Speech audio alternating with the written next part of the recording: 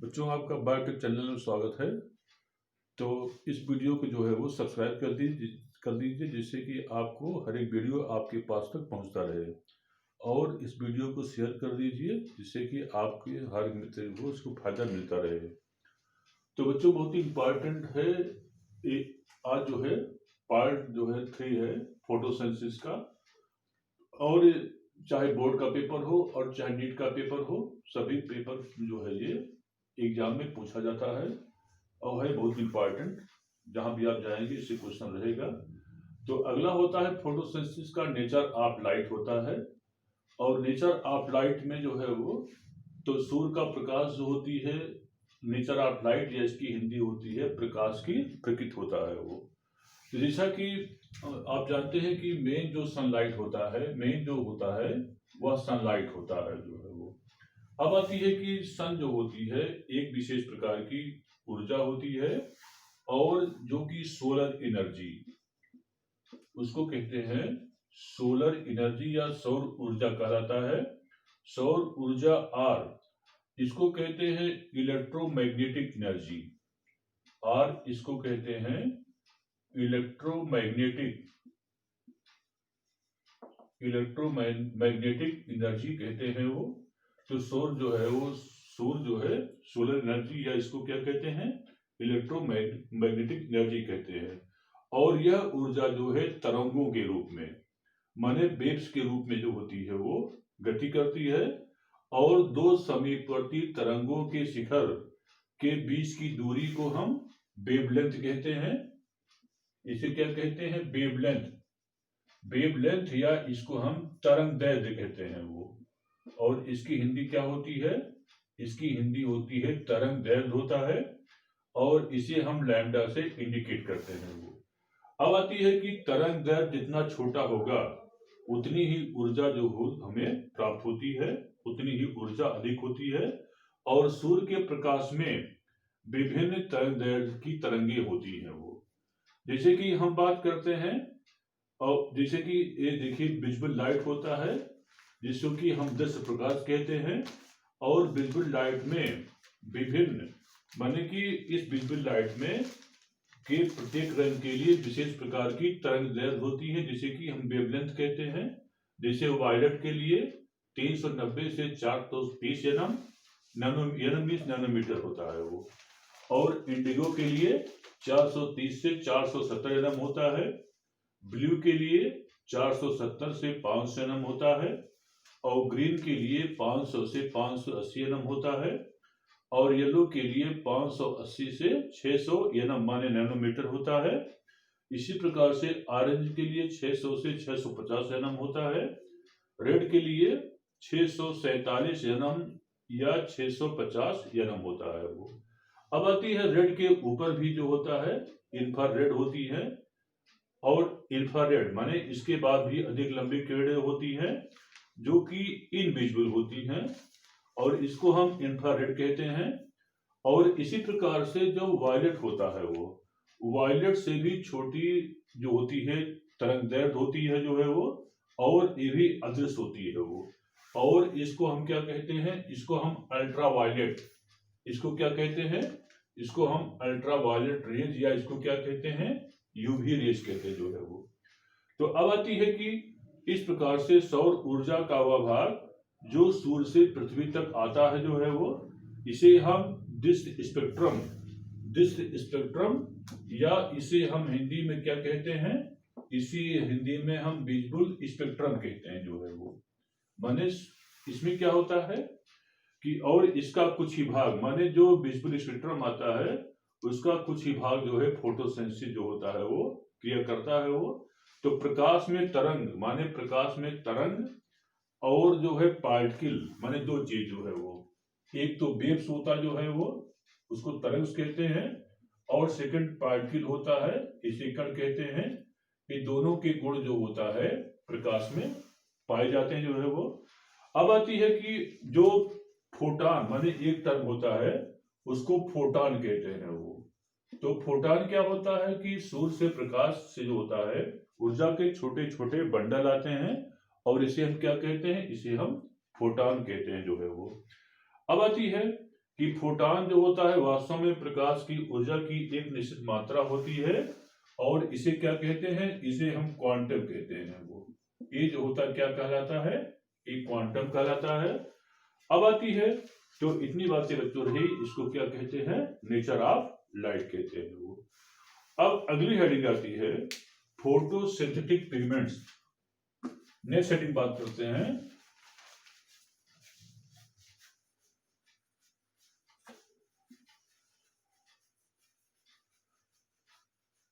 Next heading आता है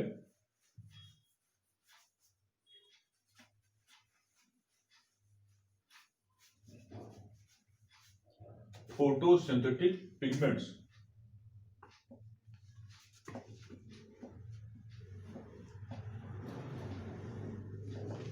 photosynthetic pigments, और इसकी हिंदी होती है प्रकाश संश्लेषी वर्णक।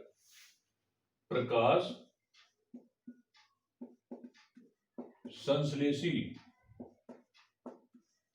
प्रकाश संश्लेषी वर्णक। तो ऐसा वर्णक जो कि प्रकाश संश्लेषण में प्रमुख भूमिका अदा करते हैं, उसको क्या कहते हैं, प्रकाश संश्लेषी वर्णक कहते हैं जो है वो। तो अब आती है कि प्रकाश अवशोषित करने वाले, प्रकाश को, लाइट को एब्जॉर्ब करने वाले जो पिगमेंट होते हैं, उसको हम कहते हैं फोटोसिंथेटिक पिगमेंट्स कहते हैं। और इसके अंतर्गत जिसे क्लोरोफिल ए, और इसको कहते हैं पर्णहरी में। अगला होता है क्लोरोफिल बी, और इसको कहते हैं पर्णफरिन बी। और अगला होता है कैरोटिनॉइड्स, अगला होता है कैरोटिनॉइड्स, माने क्लोरोफिल ए, क्लोरोफिल बी और कैरोटिनॉइड्स आते हैं वो। और ये जो होता है, जो क्लोरोप्लास्ट की जो ग्रेना होती है वो, जैसे क्लोरोप्लास्ट हो गया, तो यहाँ पर जो ग्रेना पाए जाते हैं, तो इसी ग्रेना की जो मेम्ब्रेन होती है वो, ये ग्रेना हो गया, माने इसको थैलाकोइड कहते हैं। और थैलाकोइड का जो ग्रुप होता है वही इसको ग्रेना कहते हैं वो। तो ग्रेनम की जो मेम्ब्रेन होती है, उसी में एक फोटोसिंथेटिक पिगमेंट जो होता है ये पाए जाते हैं।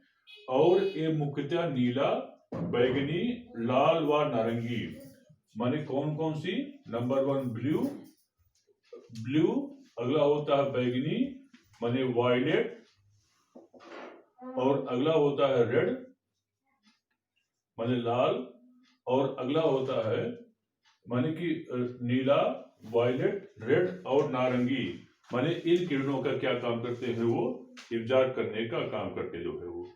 और ये जो होता है हरे रंग के प्रकाश को क्या करते हैं जो है, ये किरणों को परावर्तित कर देते हैं।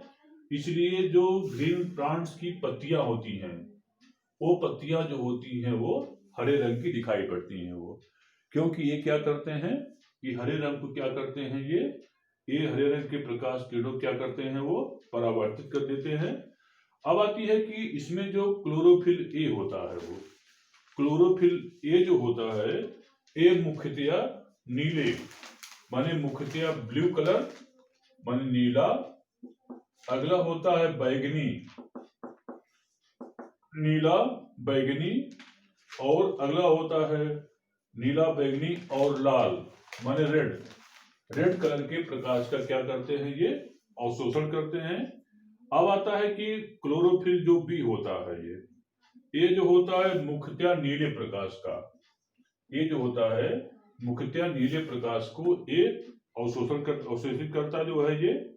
अब आती है हरित लौक में पीले और नारंगी माने पीला, और अगला होता है नारंगी रंग के जो होता है कैरोटिनॉइड्स पाए जाते हैं।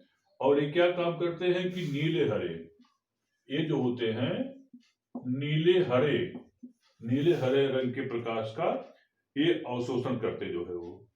अब आती है कि इसमें क्या होता है कि जो फोटोसिंथेटिक पिगमेंट्स होते हैं, इसमें जो होता है एक विशेष क्वालिटी होती है कि इसमें रिएक्शन सेंटर होता है वो, माने ये जो होता है रिएक्शन सेंटर के रूप में काम करके ये एक्साइट होकर के इलेक्ट्रॉन को सर्जन करते हैं।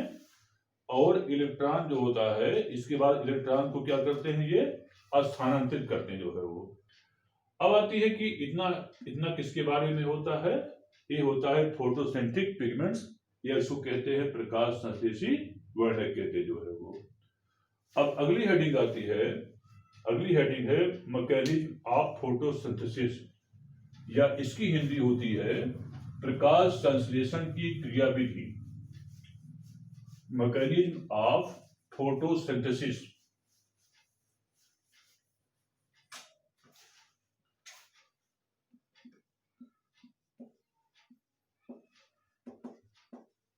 मैकेनिज्म ऑफ फोटोसिंथेसिस, और इसको हिंदी में कहते हैं प्रकाश संश्लेषण की क्रियाविधि। प्रकाश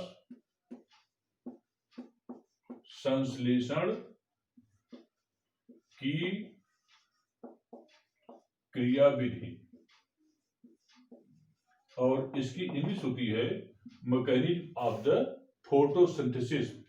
तो सन 1930 के पहले, माने 1930 के पहले ये मान्यता थी कि फोटोसिंथेसिस में फॉर्मेशन ऑफ फॉर्मल्डिहाइड होता है। वो फॉर्मेशन ऑफ पहले क्या होता है, वो फॉर्मल्डिहाइड होता है वो। लेकिन फॉर्मल्डिहाइड जो है ये विषैले पदार्थ है ये, इसलिए इसमें प्लांट क्या होने चाहिए, मृत्यु हो जाना चाहिए जो है वो।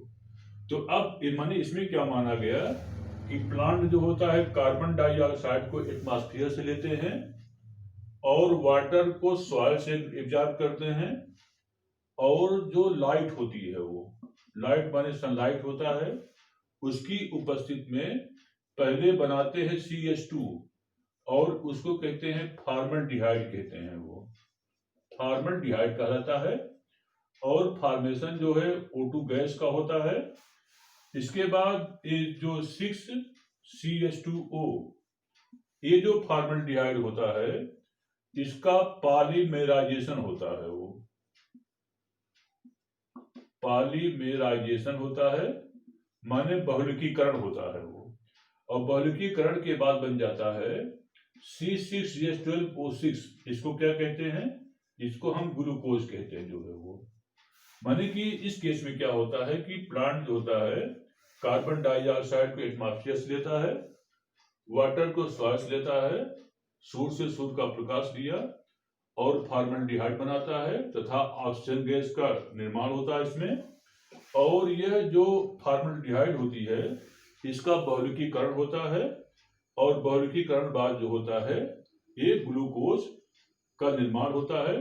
लेकिन ये फॉर्मल्डिहाइड जो होता है विषैले गुणों वाला पदार्थ होता है, इसलिए फॉर्मल्डिहाइड का बनना जो है ये संभव नहीं है जो है वो। अब होती है कि अगले साइंटिस्ट आए हैं, वो अगले जब इसमें बात आती है तो इस केस में नेक्स्ट वैज्ञानिक आए हैं